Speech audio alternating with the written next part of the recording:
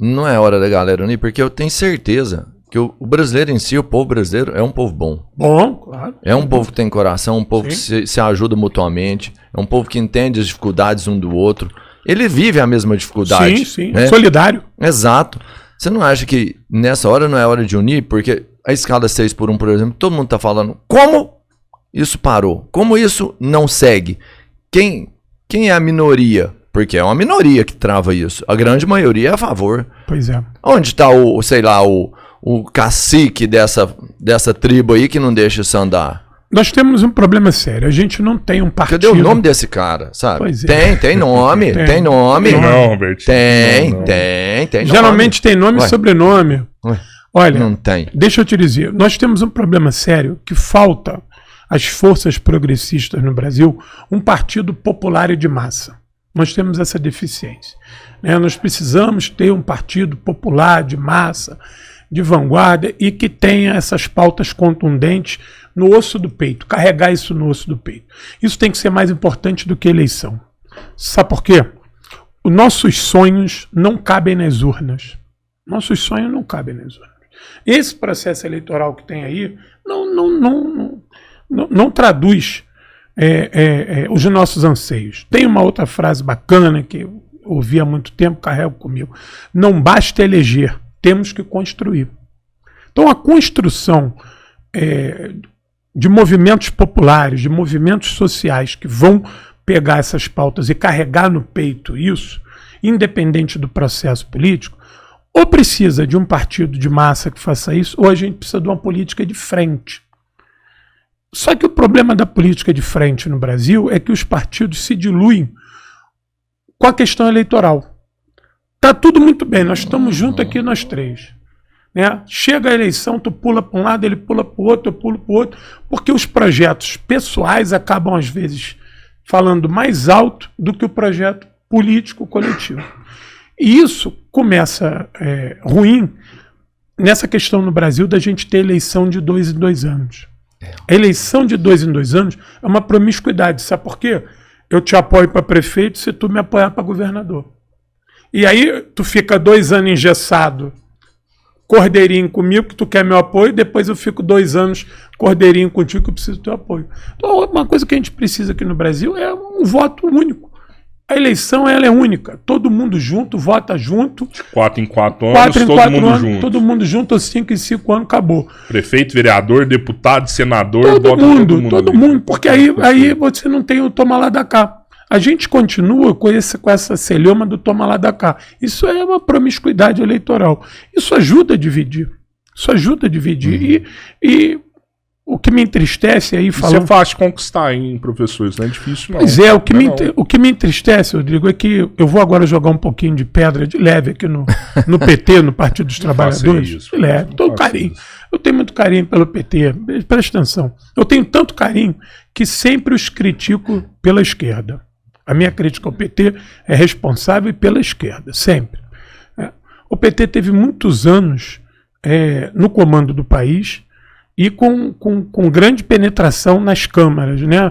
Na Câmara na Câmara Federal, no Senado e no Congresso. Isso eram coisas que o PT poderia ter trabalhado. Hoje eu sei que no campo da institucionalidade não vai conseguir, mas poderia ter trabalhado. E há uma dificuldade muito grande dos nossos parlamentares de esquerda, progressistas, trabalharem junto com a massa. Eles muitas das vezes estão num movimento vanguardista, isolados da realidade popular, e aí esses anseios do povo não chegam até lá e eles também não vêm aqui ouvir. Claro que não é todo mundo, não podemos generalizar, tem parlamentares que fazem esse vai e vem, mas isso não pode ficar por conta de um parlamentar, isso tem que ser uma política dos partidos, né? Que acender a chama do movimento social, estar sempre na base, procurar ouvir essa população, cornetar isso no Congresso e no Senado. A escala 6x1, a gente era para estar na rua, fazendo muito protesto enquanto isso. Isso era uma coisa para ser convocada, entendeu? Você não acha que isso aí é porque... Vamos falar do PT em especial, porque é quem está lá quem tem a caneta, né? Sim. Eles não têm prioridades diferentes? Por que eu te pergunto isso? Porque lá tem muita manipulação. Você vê quando aparece uma coisa, depois já vem uma CPI da Bet, que aí todo mundo começa a falar disso aí, do Tigre, enfim, que também são atrocidades que acontecem, em especial com o mais pobre, que quem mais se fode nessa ponta sempre é ele. Mas aí você vê surgir isso, todo mundo começa a falar de outra coisa.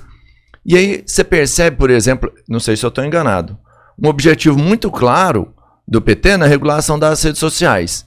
Tem um negócio, eles viram e falam assim, ó, a rede social. Aí acontece, ó, a rede social, ó, a rede social. Mas a 6x1 não é uma prioridade. Tanto é que você não vê atenção nenhuma para esse lado. E pensando no trabalhador, talvez a reforma mais importante. Mais importante. Olha, Robertinho, esse problema é um problema crônico do PT. O PT, apesar de ser o Partido dos Trabalhadores e ter surgido ali muito em função do movimento sindical, mas faltou para o PT conhecer a CLT, a formação do movimento operário brasileiro, a questão da carteira de trabalho. O PT ficou muito desassociado da era Vargas, o PT ficou muito desassociado do trabalhismo, o PT era antagônico a tudo aquilo que a gente ouviu de um nacionalismo revolucionário. Então, a formação do PT não privilegiou esse tipo de luta, né? A luta do PT, o PT nasce num contexto de uma luta sindical e de uma luta sindical no campo da institucionalidade. Então é difícil você ter proposta para quem está fora dessa institucionalidade. Ou seja, você vê a dificuldade que tem para regulamentar essa questão de entregador de Uber. Isso é um absurdo. Essa turma que trabalha de Uber, de entregador, de lanche, essa turma trabalha 12, 14 horas por dia, não tem direito a nada. Se essa gente cair no meio da rua machucada, vai ficar sem nada. Mas a gente tem um congresso que atrapalha muito também, né? Muito, muito. Mas não adianta quem tá lá com a caneta fazer que o congresso veta. Mas a minha queixa não é... E o congresso do Brasil cada vez mais é direita, né? Eles falam que 2026 vai intensificar mais ainda. A minha queixa não é essa briga congresso puramente dinheiro, todo mundo sabe. O que me assusta, a minha queixa, é isso não estar sendo debatido na massa. Exato, é isso. Exato, né? Você ficar achando espantalhar, a culpa é de um, é do outro. Não. Vamos organizar. Não. A culpa é do outro. Se a gente for identificar a culpa do inimigo, a gente não sai nem dentro de casa. A gente tem que entender o seguinte, eu me coloco nisso, é também uma autocrítica, porque eu faço parte das esquerdas no Brasil. Nós precisamos voltar a fazer movimento de massa. É impossível a gente ter favela no Brasil todo e a gente não alavanque a luta pela moradia. Não é da casa. O programa do governo federal Minha Casa Minha Vida é excelente, parabéns. Se um dia eu achar o Lula, eu dou um beijo nele pelo Minha Casa Minha Vida. Mas não é só isso. Você tem que organizar os trabalhadores para lutar pela casa. A casa tem que ser uma luta de quem não tem. Você ter um teto, cara, você ter dignidade, você ter uma água potável, você poder tomar um banho num chuveiro decente, isso é o mínimo do trabalhador. Então, você não encontra esse debate arraigado dentro dos partidos. Mas sabe qual que é o problema, professor? A gente tem, o governo hoje do Brasil tem duas lutas, né? Uma luta com o exterior. Sim, grande. Uma luta imensa. Desafio com grande. O maior país do mundo, que não é né, fácil. que está constantemente atacando o país, com parlamentares defendendo, né? Essa semana mesmo a gente teve com um vereador da maior cidade da América Latina aqui, falando que o Trump é um herói nacional. Eu vi isso.